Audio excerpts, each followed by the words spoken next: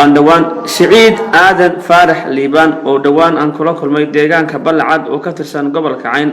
ayaa baaq u diray ummadda islaamka meel kasta oo ay joogaan laga soo caawiyo mag ku soo hooyatay oo dhan 100 halaad. Siciid waxa uu ii sheegay in wiil yar oo dhalay wiil kale ay dhawaan ku ciyaareen deegaanka Dhumay oo ka tirsan koonfurta gobolka Sool isla markaana xabsiga in muddo ku xunaa. Waxa uu sheegay beeshu ka soo jeeday ee reer Cali Gari gaar ahaan reer Gorod iyo beesha Qayaad ay kulamo ku yeesheen deegaanka Laascaanood isla markaana kulamadaasi ay isku afgaran waayeen. waxa uu sheegay in magtaasi isagoo tuurta u rutay waxaana uu baaq u diray ummadda islaamka meel kasta oo ay joogaan. sidoo kale halkan waxa ka hadlay culimo diinka deegaankaasi Balcad iyo gudoomiyaha santarka Balcad oo isna baaq u diray ummadda islaamka in ninka la soo caawiyo. rahmatullaahi wa barakaatu. walaalayaal ummadda islaamka waxaan u sheegaynaa magacay waa Siciid Aadan Faarax Liibaan nin reer Cali Gari oo reer Gorod baan ahay ilma yaro sideed jira ayaa halka arus ku turturtay xagee Dhumay meeshan joogana waa Balcad hadeer أنت لا هلا ويلك أير أودن تي عروس تورتور سوي هاين لبادي قبيلة قل خير عبدي قل خير جرده بهاين ويسوي مادين ويهشي عناد بيلا سقوط تجين لبادي بيرد ويهشي وعين وحي إسلامه إتكسبها النقطة إسلام كوها الإسلام لماذا إن أي أنا نعاوية مكتان والله جبحي بقولك وين جبحي waxay ga baxay qoladii reer Gorod ee aan ka soo jeeday iyo qoladii markay heshiin way ga baxay ga jalka ga tagay markaas ay heshiin waayeen waxay ku heshiin waayeen qolana waxay tiri shariicada islaamka aanu wax ku bixinana qolana shariicada islaamka ma ogolin bay yiraahdeen labada caruur markaa maxaa dhaxmaray labada caruur way isturtuureen waciyaal yar oo jirasab iyo isturtuuray mid baa ku dhex dhintay ciidina markaa meesha ma joogin oo maxaa dhagax ku dhacay anigu meesha ma joogin dhagax ku dhacay anigu waruma hayno ilmihii yaraana askar baa ka haysatay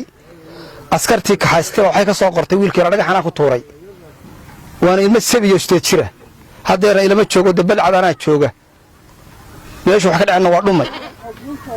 marka hadda maanta maxaa urursanaysaa maanta aari baan urursanay masaajidka intaasana laga siiyay ariga ummadda islaamka naga siisay masaajidka Balcad ninkay saad arkaysaan halkan anaga Balcad baan joognaa halkan uu noogu yimi jimcihii hadda ina dhaafay kadibna ninkaasi ragii culimada ahaa ee deegaanka ayuu la kulmay wuxuu yiri masiibada weyn bay ugu dhacday anaguna arinta waanu ka warhaynay ninka maxaa ku dhacay dadka waraysan ninkan waxa weeyaan nin baa la ku dhintay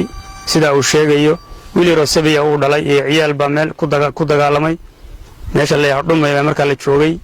anama halkan aanu warku nagu soo gaaro aanu ka maqalay sida daraadeed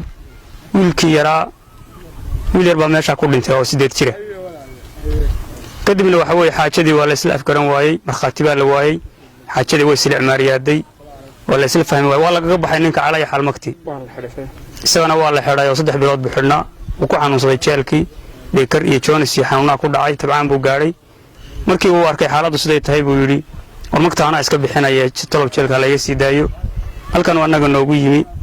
kadibna dadkii islaamka ah jimcaha soo tukaday baan la hadalay waqti jilaalo adag baa lagu jiray dhulka abaartiisa iyo rafaadkiisa oo arkaysaan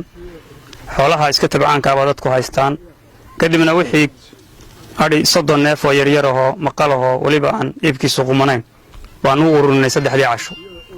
marka waxaan leenahay dadka islaamka ah ee na arkaya ama na arki doona ninkaas waxa weeyaan walaalkeena muslimka ay dhibaato soo gaadhay alla caawiyo oo aynu hadii beenmayo ala karaan dal iyo dibad qof kasto muslina qabiilkoo doona ha ka dhasho midabkoo doona ha ahaado waxaan leenahay ninka la soo caawiyo mag boqola oo qabiilo la rafato oo ku baabado sanawaad bixisa la arki jiray mag boqola oo nin kaliya waxa weey laga dhaqaaqo ma arag anigu marka waxaan leenahay insha Allah taala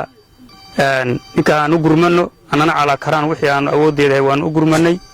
amdu ala ali wa saada asma'in ama bacdo magacayga waxa la yiraahdaa Farxaan Faarax Habeen macnaha gudoomiye santarka Balcad ninka la yiraahdo Siciid Aadan Faarax